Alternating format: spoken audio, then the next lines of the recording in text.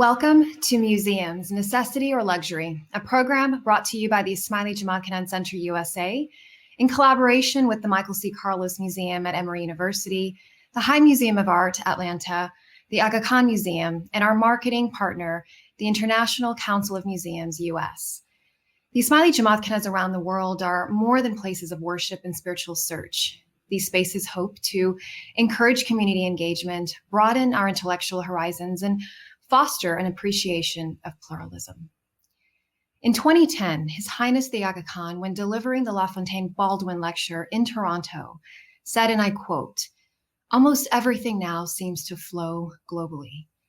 People and images, money and credit, goods and services, microbes and viruses, pollution and armaments, crime and terror. But let us remember, too, that constructive impulses can flow more readily, as they do when international organizations join hands across dividing lines."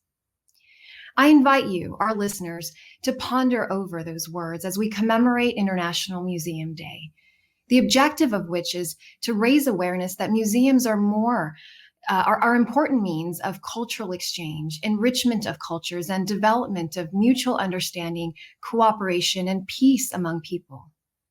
Over the years, museums have evolved from private collections of the wealthy to what we view them today as important pieces with multiple objectives, including education and the bridging of cultures.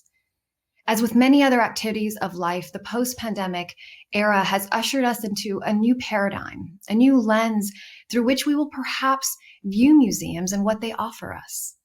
The decreased in-person attendance has certainly stressed the funding for this cause. How will museums adapt to this new environment, and how do they continue achieving their mandate even stronger? I'd now like to invite the moderator for this program, Dr. Nadia Merchant, who will have a discussion with our esteemed panel of museum directors. Welcome, Nadia. Thank you, Benosh. It is my honor to moderate this program on the occasion of the International Museum Day and to highlight the important role of museums as institutions that serve society and its development. I'd like to begin by introducing our distinguished panel. My first guest is Dr. Ulrich Alkamis. She comes to us from the Aga Khan Museum in Toronto, which is the first North American museum dedicated exclusively to Islamic art. Dr. Alkamis has a PhD in Islamic art from the University of Edinburgh, and she's served as a curator and in other leadership roles at museums in Europe, the Middle East, and North America. Currently, she's serving as the interim director of the Aga Khan Museum and is also on faculty at the Department of Art History at the University of Toronto. Ulrich, thank you for joining us today. Thank you for having me. Next, please allow me to introduce Randall Suffolk, who is the director of the High Museum of Art in Atlanta, Georgia. The High Museum features a collection of American, African, and European art. When Rand arrived at the High Museum in 2015, he recognized the need for the museum to represent the increasingly diverse population of Metro Atlanta.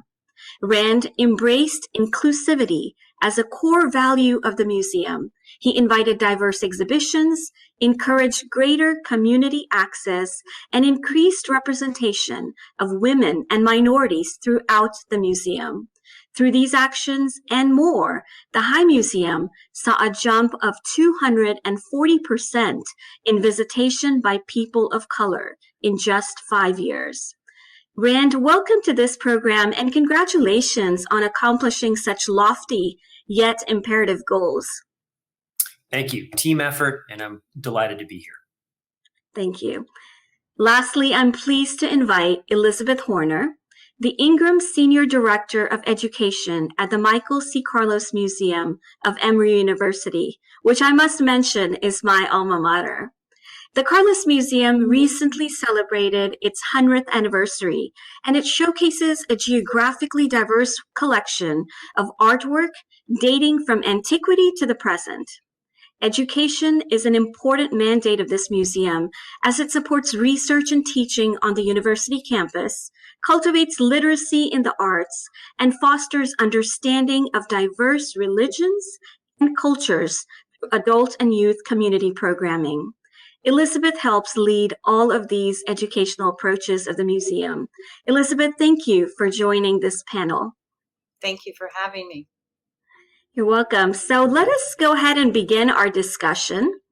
The theme for International Museum Day this year is the future of museums, recover and reimagine. We're now over a year into the COVID pandemic, and as with most industries and institutions, we've heard reports of many museums struggling financially due to complete closure or reduced visitor capacity.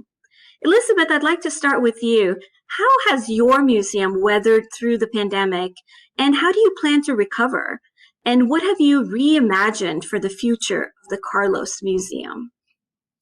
It's been a very interesting time, and I think everyone on this panel would agree that it's been probably both exhausting and exhilarating at the same time as we face new challenges.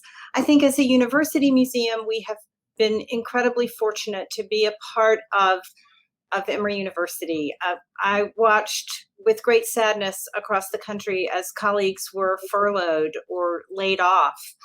And because we are part of this larger institution, we did not have to go through that. People did not lose their jobs, and we were enormously grateful for that. On the other hand, we are part of an institution who is focusing first and foremost on students and faculty. And so the museum was closed much longer than some public institutions in town. And we still are not able to have live in-person public programs. So that's been very difficult. Another benefit is, just been that there have been wonderful opportunities that we've tried to see through COVID. You may know we have been hosting this wonderful exhibition, Wondrous Worlds, Islamic Art Through Time and Place. And we've been able to welcome speakers from all over the world in a way that if we were in public, an institution of our size would not have been able to afford to do. So that's been one thing that's been fantastic. We've also been having a wonderful success with virtual tours, which I can talk about more if you'd like, for the K through 12 school system, for other museums and groups around the country. And so it has both been able to keep that going, but also expand our reach. Thank you, Elizabeth. Rand, perhaps you can share with us some of the challenges faced by the High Museum over this last year and what your team has done to overcome these very real challenges. Well, I think the first thing that we had to grapple with was the notion that while as I like to say, while our business model had to change, our mission did not. And so how did we reinterpret that business model and that mission to moving from an institution that is very much all about the place and the physical engagement with works of art into a virtual realm? And so we made a pretty considerable pivot right after we closed. And that was a big challenge. Financially, we were fortunate. We ended last fiscal year in the black, but we very quickly made some difficult decisions. We cut about $6 million from our budget year over year. That's about nearly 25% of our budget. We were able to protect most of our employees and keep the family intact, so to speak. So we were proud with that. But then after sort of the quick triage mode, we really went into the idea generation mode. And we did an awful lot. And I can't say enough about the incredible, I think, resilience of our team in terms of really dedicating themselves to figuring out how could we continue to be of service within our community? How could we provide extraordinary experiences, moments of constructive distraction, opportunities for families to continue to engage with their children and so forth? And so we really went into laboratory mode. And our team developed really an incredible array of new programming that could be put into place. And that's everything from, Zoom backgrounds based on our permanent collection to actual programs that we've put online for people to take advantage of. But then we also changed gears again. We were closed for about 4 months. And we were very fortunate. We determined that we were able to open last July. And so we've been open since then and really been more in the process of trying to learn, I would say, change the metric of our success from sort of the missionary component of how many people we can get through the institution to really determining how we could make sure that the people that were comfortable enough and capable of coming to the museum could come and have an extraordinary but safe experience when they were here. So how do we take care of the people that actually did come for us? Great. And Ulrich, I'd like to hear how the Aga Khan Museum has been challenged and how it's reimagining its role. Very similar experiences, but also overridingly turning challenge into opportunity. We are still closed. Our second lockdown started in late November and is at the moment still ongoing until May 20th. So with the onset of the pandemic, our phenomenal team immediately went to pivoting from physical on-site programming to developing a digital museum without walls. And I really have to pay homage here to my colleagues across the museum who really grasped this challenge and turned it into an opportunity.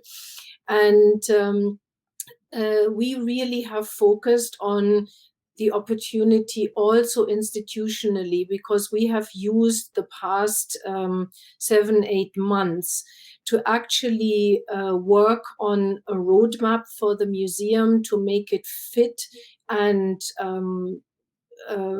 impactful and successful for the post-COVID future. And that has involved an institution-wide transition plan that involves the way we are working, that involves shifting mindsets from a perhaps more back-of-house thinking to really audience-focused thinking, and also really emphasizing that our mandate is a global one, and how can we maximize and optimize that mandate through digital means. So we have spent a lot of time, and we are still spending a lot of time thinking about how we can take our educational mission and move it right to the heart of the global discourse, also in terms of being relevant and meeting the needs of our audiences. Thank you very much to all of you. So now let's talk a little bit about the role of museums in society. Some objectives of the International Museum Day are to promote cultural exchange as a catalyst for peace among people and to support the UN Sustainable Development Goals. And those goals for 2021 are quality education, decent work and economic growth, sustainable cities and communities, and climate action. Rand, how does the High Museum support some of these objectives? Well, clearly, first and foremost, we're an educational institution, so we can kind of very easily check that box.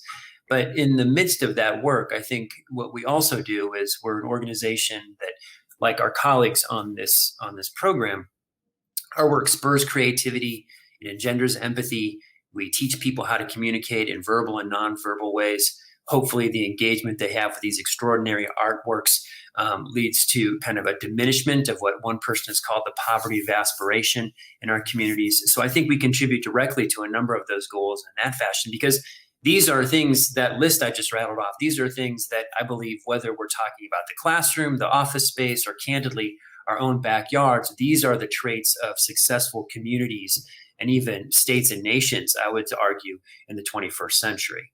The second thing that I would say is that we're also businesses, and we have a positive, immediate, economic impact within our community. We employ hundreds of people in many respects. And at the same time, we have a responsibility as part of that business community to embrace issues around equity, provide people with living wages, and so forth. And I can tell you that those are our top of mind discussions within the museum field right now.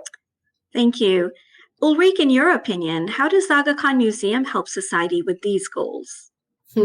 Well, we have just paired up with the Aga Khan Foundation in Canada to work on the basis of a major grant that we managed to secure to develop curricular resources, teaching materials, and educational workshops around some of the SDGs.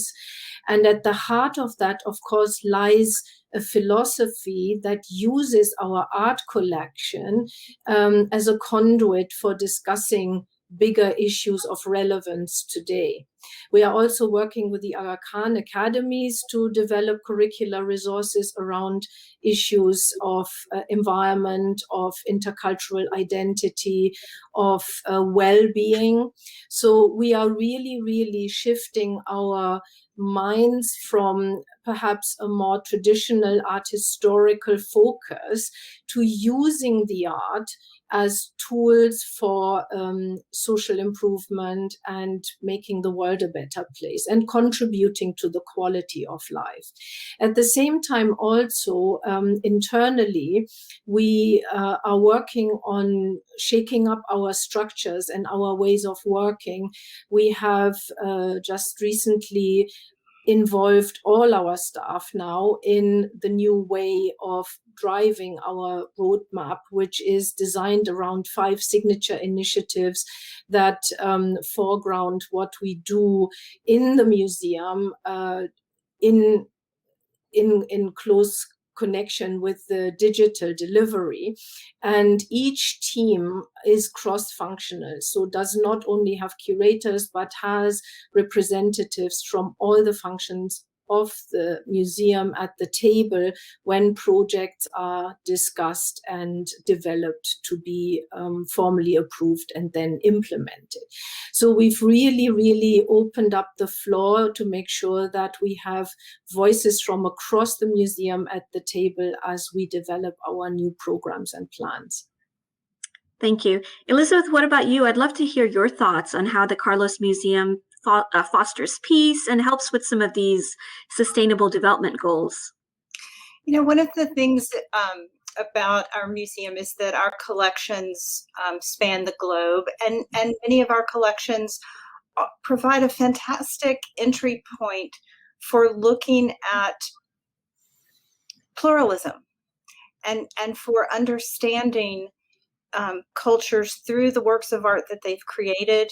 You know, right now we have a class going on. It's a university class studying the avatars of Vishnu and what these avatars mean for Hindus and have meant in epics from the Ramayana to the Mahabharata. And then what does that mean for these young students today who are trying to understand the world around them and all of the varieties of identities that they experience in themselves and with whom they come into contact? We are all more than one identity.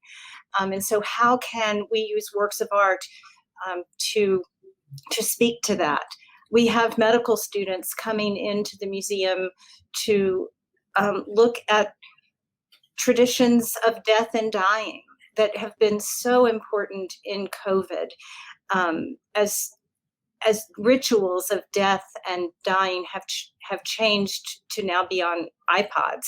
But it's been iPads, so interesting for these medical students to look at works from antiquity and realize that throughout the long arc of humanity, people are dealing with the same issues and how we evolved to address them in different ways, and works of art make wonderful entry points to that. Thank you very much. Elizabeth, I'll continue with you with my next question. The Ismaili Council for the Southeast USA recently partnered with your museum to support programs with Wondrous World, Art and Islam through Time and Place exhibition. This exhibition explores the long history, vast geographic expanse, and diversity of works of art in the Islamic world. Can you share your thoughts or perhaps an example of how this exhibition has led to a deeper understanding of Islam and Muslim contributions to society over the last 1400 years?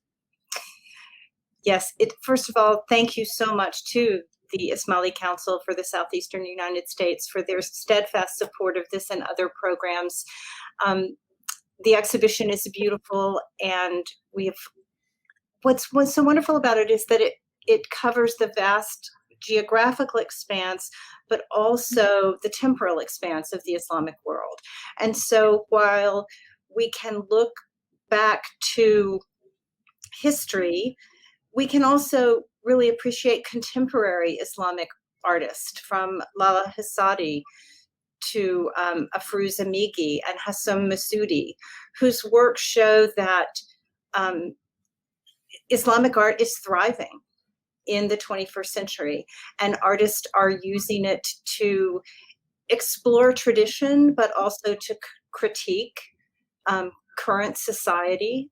And so I think that's the most important part about this exhibition, is that we can learn from the past but see how the artwork is really relevant to issues that we are all dealing with as people. Thank you.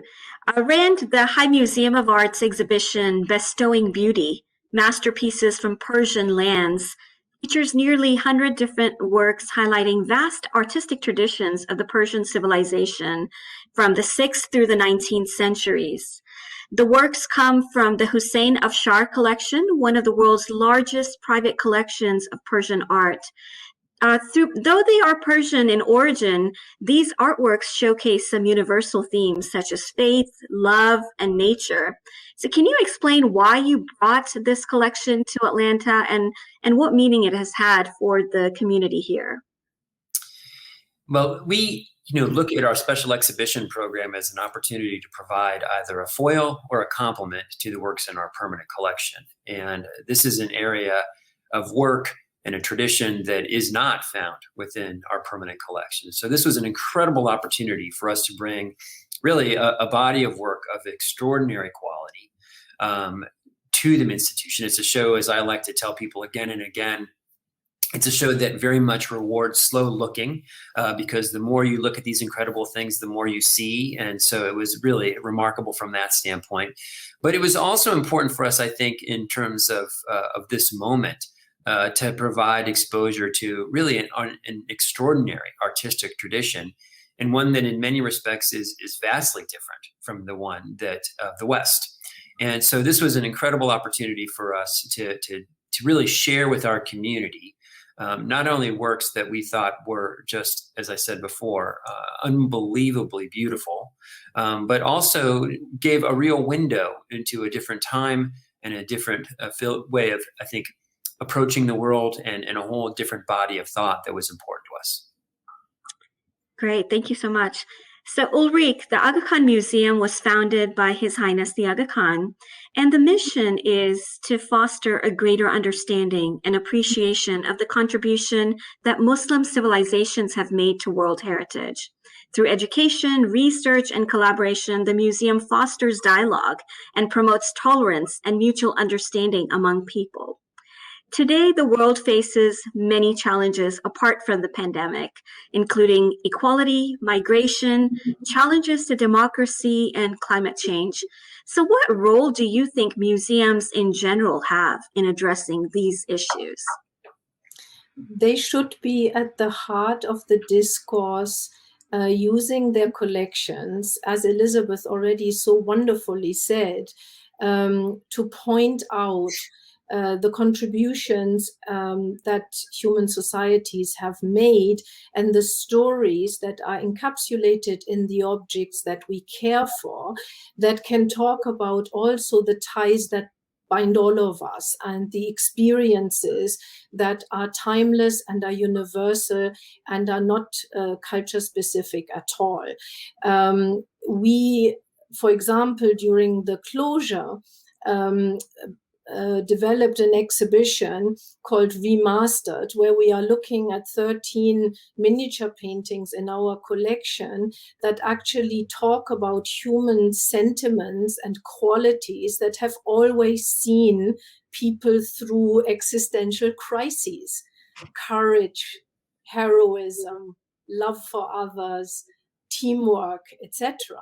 So I think museums have to really turn their gaze from the inside to the outside and start with the needs out there and be really committed to be of service to their audiences in different ways. And that, of course, brings challenges because we all come from academic backgrounds that are very clearly defined, very clearly delineated, and often not in conversation with each other. But our work is not about this anymore. It should not be about this anymore. It should actually be about social work through the collections that we have, if I may put it that boldly, because every encounter with art or with an artwork or a historic object, as Rand already said, it triggers something in you, but it also may bring people together over concerns and feelings and aspirations and hopes and fears that they share, whatever their background may be.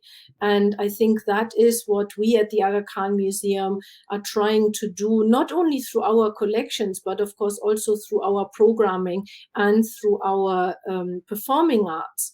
Because through the crisis, for example, we have been supporting local and international artists by bringing them in for our programming. We have invited the public to actually curate objects in our collection and speak to them, and thereby really made the point also for the centrality of art and culture in an existential crisis, because there may still be a sense that art is something peripheral that one occasionally enjoys. But this crisis has shown all of us that art and culture is actually a survival mechanism. We turn to the arts and to culture when we need therapy, when we need to feel meaning.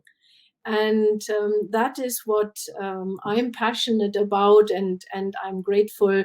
I have a wonderful museum team that shares that passion, and that is how we approach every aspect of our work. Great. So let me ask you this question. You know, we live in a time, it's a rapidly evolving digital age. Are museums relevant?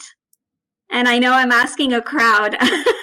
I know what your answer will probably be, but I'd love to hear, are they relevant and why are they relevant? So Ulrich, if you could please start us off. Obviously, I would say they are more than relevant because we have the opportunity to contribute to a discourse and broad discourses, global discourses that use arts as the conversation starter. And, you know, it is often much easier to bring people together over an artwork or a performance and subtly convey the messages about pluralism, about equity, about inclusion through these activities, than doing it on a soapbox or in an academic lecture theater or in a political forum. So I think Rand said something very important. The more you look at an object, the more you see. And if you liberate your objects to tell the stories that you want them to tell at this point in time, rather than keeping them imprisoned in their exclusively curatorial straitjacket, you actually have a real tool to bring people together. And the crucial thing that we are trying to do through our work is to emphasize the us. Not the them and us, but the us. We are all in this together, particularly in a global village today. So that is where our fight for relevance comes in. But of course, that necessitates a real soul-searching in institutions at large, because obviously there are many, many different approaches at play, many different priorities in different departments, and we need to come to a holistic understanding that museums are making a difference, and we need to be bold in stating that case, believing in it, and then also proving what they are able to do in this time. Thank you. Rand, what about you? Why do you feel that museums are not a luxury, but a necessity? It's hard to say more than Ulrich just did. Candidly, in her last two responses, I think she's covered an awful lot of very important ground. But let me add perhaps some additional context to her remarks, because I think they were spot on. I would actually suggest that, given the fact that our society is in a tremendous state of flux right now, I think there are a lot of forces that are dividing us apart, but we're really in a process of trying to identify what is the 21st century version of us. And I think institutions like our museums in particular have a really vital role to play in that respect. And to that extent, we're probably more relevant than ever. Having said that, I do think it's fair to state that we often have a credibility problem. We've often lost sight of the balance between the mercenary and the missionary. And I think right now we need to kind of refocus our efforts on that missionary. We should not make some of our goals and objectives around inclusivity to be perceived as simply an opportunity budget, where if we only had more money dedicated to those projects, we could do it. I think across the board, institutions like ours need to simply make different decisions. We're going to continue to do exhibitions. Why would we not want to have a commitment to make those exhibitions more diverse and more reflective of the audience that we serve? We're going to continue to hire people. Why would we not simply embrace a core value that team that you're building should reflect the audience that you serve? We're going to continue to do programming. Why would we not want to do programming that is in some way, shape, or form responsive to the needs and interests within our community? I mean, this isn't a new pile of money that we need. It's simply being more constructive and more resolved to use the resources we have to connect more deeply with the people that we serve day in and day out. And at the end of the day, I think that institutions like ours have an incredible opportunity, if we accept it, to challenge ourselves around the notion that we can change our communities. We're all nonprofit organizations, but as I like to say, as a visual arts organization, our responsibility is to affect immediate positive social change within our communities via engagement with complex visual culture. And it's our responsibility to interpret what that means, to dovetail our strengths with the community's needs, and to hopefully foster that positive change. And so from that standpoint, I think we have an enormously important role to play, and I don't see that being diminished anytime soon. Elizabeth, please add to this discussion. Well, again, I mean, Rand and Ulrich have spoken so eloquently. I would also just like to say that museums are social places. Yeah. I've experienced that, during COVID, without people, they're just storerooms. And so to be able to have people from the community come in and have these experiences with works of art. I love digital. I love the efforts we've made. I love the reach we can have, but I also want to be able to walk around that sculpture. I want to understand its scale. I want to be able to be in a playful or engrossing or deep conversation with the person I'm with. And I want to look around that museum and see the rest of my community reflected. And this is when I go to the Aga Khan Museum, when I go to the High, and here at the Carlos, you see the community reflected and people begin to see each other there and get a sense of who their community actually includes. And I think that is one of the most vital roles that museums can play. So, Elizabeth, you mentioned community, and I know that especially in this financially challenging time, we need to reach out to a larger community. So I'd love for you all to tell us who are some of the key stakeholders, the supporters that either have historically, supported your museums or that you hope will do so in the future, given this important need for museums in our society. Elizabeth, if you don't mind starting us out. Well, we have supporters from at all different levels, from people who join at the family membership level so that they can bring their children for our Sunday fun days, to donors who give vast sums of money. And it really reflects the community. We have partners who are financial partners. We also have partners who help us in programming, from the Decatur Book Festival to the Ismaili Council to the Georgia Humanities. So it's really working in partnership with partners of all kinds that make the work of museums that we have all dedicated our careers to possible. Okay. Rand, would you like to add to this? Sure. I mean, I think we probably have a very similar, mix of supporters that support us as well. I think for us, the challenge is, in some respects, philosophically, if not literally, challenging ourselves to get $1 from every household, as opposed to just relying on the same set of angels, whether those are individuals or corporations or foundations, to really become engaged actively in the work of the institution.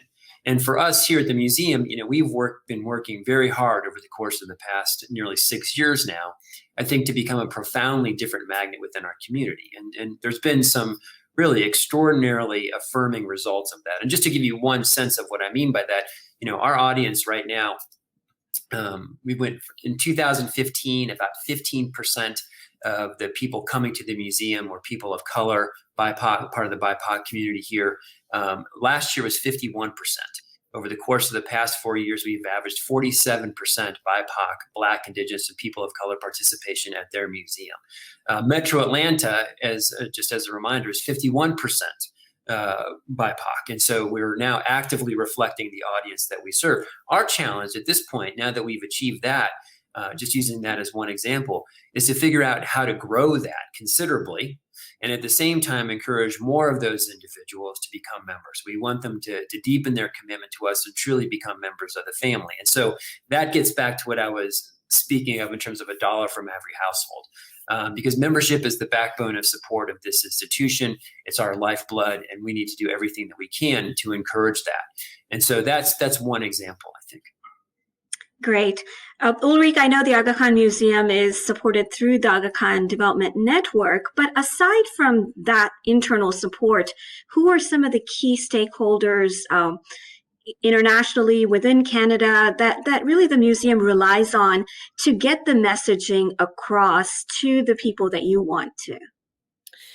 Yeah, I mean, obviously, we work with many of the agencies within the network. I already mentioned, AKFC, the academies, but also international partners in the museum world, like the Louvre, like the Hermitage, like the Islamic Art Museum in Doha.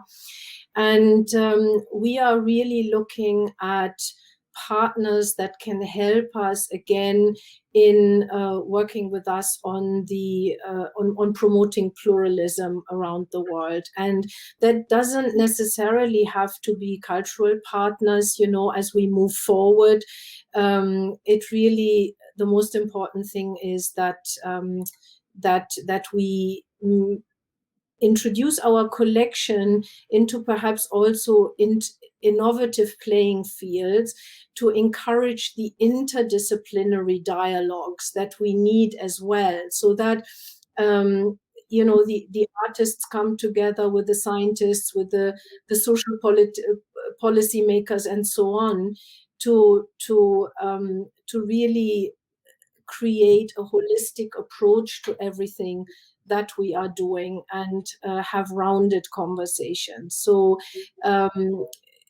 we are really looking forward to growing that network that we have at the moment with like-minded partners wherever they may be. Very good. So, I have been blessed. I've had the opportunity to visit all three of the museums that we've been talking about today. And I definitely have my favorite pieces at each one of these, but I'd love to hear what some of your favorite pieces are. And we'll be able to show images of the pieces to our audience so that they can see them while you're talking about them. And, just if you all could take 3 to 4, maybe 5 minutes each, talk about a few of these favorite pieces. Tell us a little bit about them and why why you choose them as your favorite pieces. So Elizabeth, I'll start with you. If you could talk about some of your favorite pieces with the Wondrous Worlds exhibit. I think one of my absolute favorite pieces in the exhibition is the last piece in the show. It's a sculpture by Afrouz Amigi, who was born in Tehran in 1974 and moved to the US when she was 4 years old. And she says her artwork is inspired by the past, by the ways in which she haunts the Metropolitan Museum of Art, and by Home Depot. And she created the work that's in the show in response to the Islamic State's bombing of the site of Palmyra. And it's an extraordinary piece. She takes the cover of a radiator, that metal sheet that's in front of a radiator, and she cuts it into strips and forms circles. And then she uses jeweler's chain, just necklace chain, to create these extraordinary minarets that extend the height of our museum gallery. And then the way they're lit creates the shadow. And so she's using the light and the surface of the metal to sort of dematerialize architectural motifs to remind us of the ephemeralness of our world. And it's an absolutely beautiful piece. And the more you know about it and what she's trying to convey, the more it speaks to you. So it's my favorite piece in the exhibition. Thank you. Rand, what about you? What is your, maybe your top 2 favorite art pieces from the Bestowing Beauty exhibition? That's a completely unfair question to ask, and I'm actually not prepared to answer it, I don't think. As I'm going back in my mind with those shows, and that show unfortunately is no longer at the High. It closed recently, and so it's not quite as top of mind as I would like. It will sound as if I'm hedging, but I'm actually not. I mean, that the works in that exhibition were truly remarkable. The textiles in that exhibition, just the craft, as well as the aesthetics and the way that it all sort of came together was kind of mind-blowing. Those works were a great opportunity, I think, for me to kind of make some connections to some of the other textile work that we have in the institution. We're blessed with a remarkable collection of quilts, Southern African American quilts and so forth, and to see from sort of a self-taught perspective the differences and the similarities between the two was kind of remarkable. But across the board, that exhibition just presented so many extraordinary objects that it's almost impossible to pick 2. And so I apologize for not answering your question directly, but it's the simple truth of the matter. Oh, that's fair. I understand. Ulrich, I'll come to you now. We've got a permanent collection at the Aga Khan Museum, and I believe there's a Bloom exhibition. If you could tell us a little bit about what that is and what some of your favorite pieces are in the permanent collection. Sure.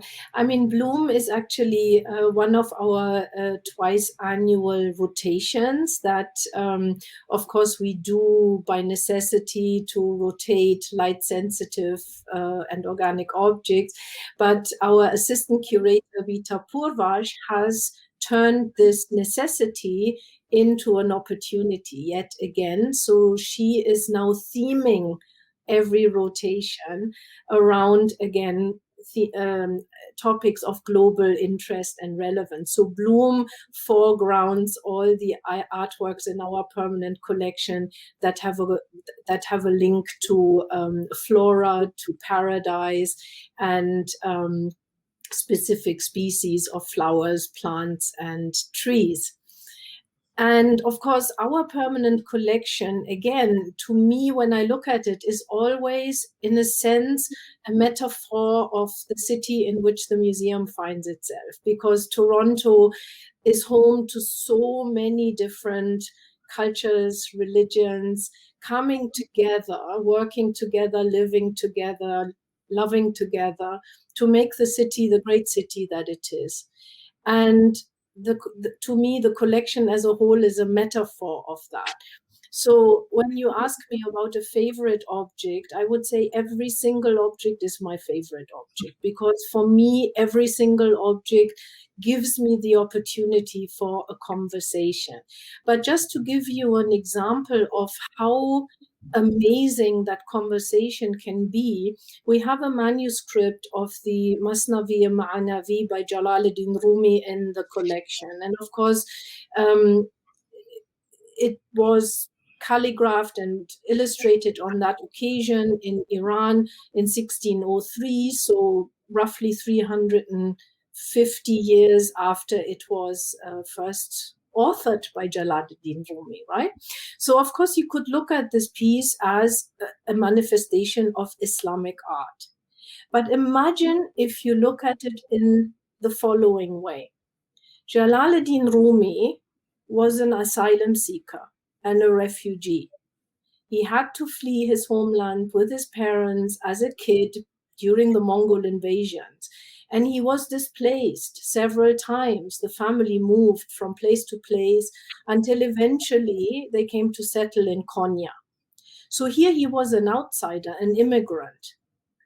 And he sat down and he wrote a piece of work that became so influential, not only nearly 400 years after it was written in the Muslim world, as exemplified by this manuscript, but he is now one of the most popular global poets and one of the most popular poets in North America. So what an amazing case study for someone who is an immigrant, and no one in many ways, trying to find their way in a new society that is often hostile, and make their way and make a contribution and still be remembered 1,000 years afterwards. How amazing is that? So you can take every object in our collection and contemplate it in these kind of contexts of today. And that is what excites me, the potential of the objects to tell relevant stories. Wow, that's interesting. I wonder how much of his work is because of his life experiences and that immigrant experience that you just talked to us about. Absolutely. Well, and if I could just add to that, one of the programs that we did in conjunction with the Wondrous Worlds exhibit was a program. There's a young woman who's an Emory alumna, and she wrote a book called The Rumi Prescription. Her father was a doctor, and he had fled Iran, and he used to leave Rumi's poems around the house for her, written on his prescription pad. And then she had sort of a psychotic break. And she had sort of, tossed off Rumi as something that was her dad's deal.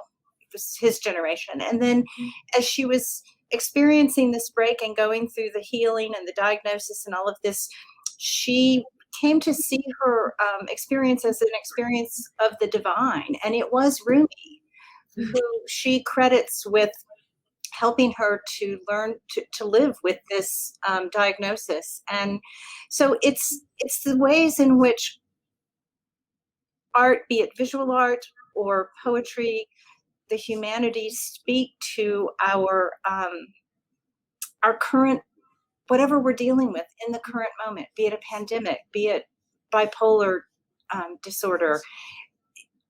The fact that human beings have, throughout time and across cultures, taken materials from the earth and created works that reflect their humanity, that's what we're really talking about. And that humanity doesn't change. It's always at the heart of why the art is created.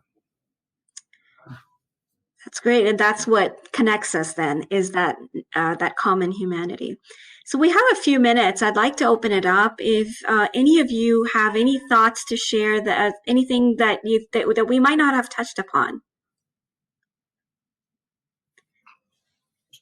Well, in that case, I do want to thank you all really for your time, for sharing your wisdom. And I'm thanking you on behalf of the Ismaili Jamatkhana Center program.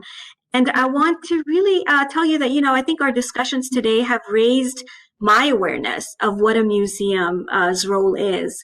And I really appreciate that. So I want to end by just telling you that Muslims around the world have recently celebrated Eid al-Fitr, which marks the ending of the month of Ramadan. And Eid al-Fitr is one of the greatest celebrations every year for Muslims globally. And it'd be an honor if you all could share me in wishing our viewers Eid Mubarak. So, Eid Mubarak. Eid Mubarak. Thank you all. Thank you very much. I really appreciate your time. Thank you very much. Thank you.